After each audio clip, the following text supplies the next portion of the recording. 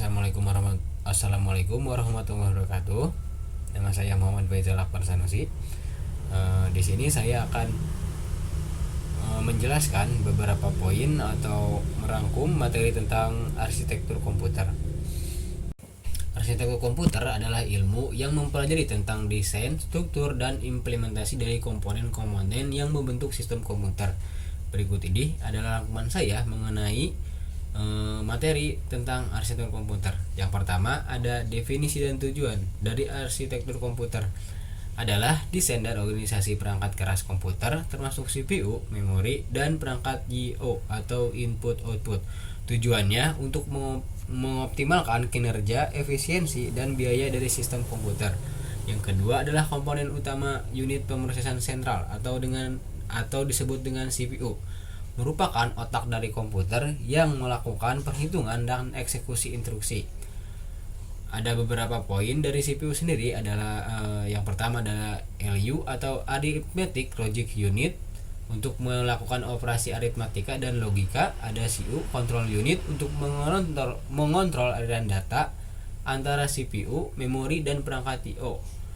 Dan selanjutnya ada register atau penyimpanan sementara untuk data dan instruksi.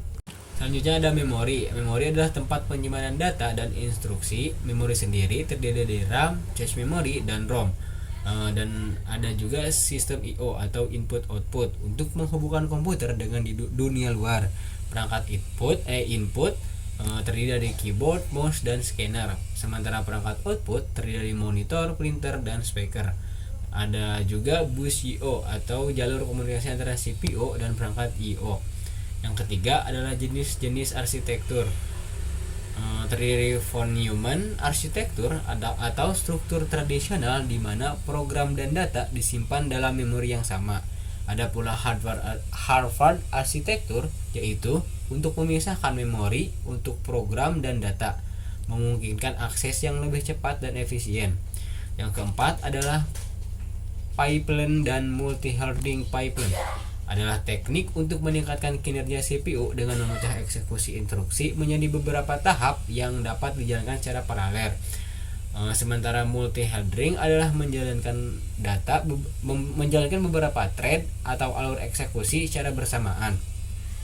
Yang kelima ada hierarki memori register, terdiri dari cache, RAM, dan secondary storage atau penyimpanan sementara. Selanjutnya ada sistem bus, terdiri dari bus data. Fungsinya untuk mengangkut data antara CPU, memori, dan perangkat I/O. Ada juga bus alamat, mengangkut alamat memori dari CPU ke memori dan perangkat I/O. Adapun yang ketiga adalah bus kontrol. Fungsinya di sini mengangkut sinyal kontrol dari CPU ke komponen lain. Dan selanjutnya ada set instruksi atau instruction set, terdiri dari CISC atau Complex Instruction Set Computing. Fungsinya menggunakan instruksi yang kompleks dan beragam. Dan ada juga RISC atau RISC, disebut juga dengan Reduction Instruction Set Computing, untuk menggunakan instruksi yang sederhana dan cepat guna meningkatkan kinerja komputer. Poin ke-8 adalah parallel processing.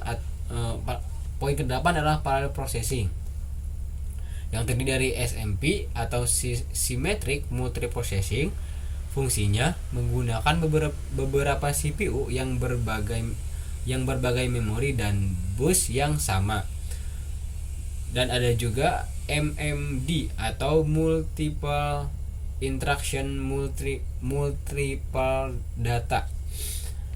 Fungsinya di sini menggunakan banyak CPU yang menjalankan instruksi yang berbeda pada data yang menggunakan banyak CPU yang menjalankan instruksi yang berbeda pada data yang berbeda pula.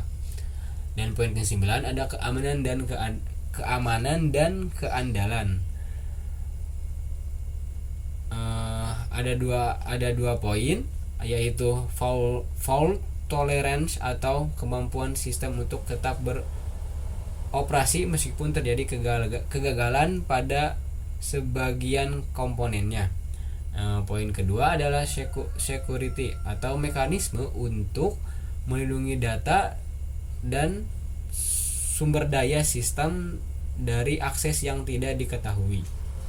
Poin ke-10 adalah evolusi arsitektur komputer, terdiri dari mainframe, mini komputer, mikrokomputer, dan superkomputer. Di sini kesimpulannya adalah arsitektur komputer akan terus berkembang seiring dengan kemajuan teknologi dan kebutuhan komputasi yang semakin kompleks. Pengetahuan tentang arsitektur komputer sangat penting bagi perancang perangkat keras, pengembang perangkat lunak, dan pengguna yang ingin memahami secara kerja sistem komputer itu sendiri. Sekian dari saya. Wassalamualaikum warahmatullahi wabarakatuh.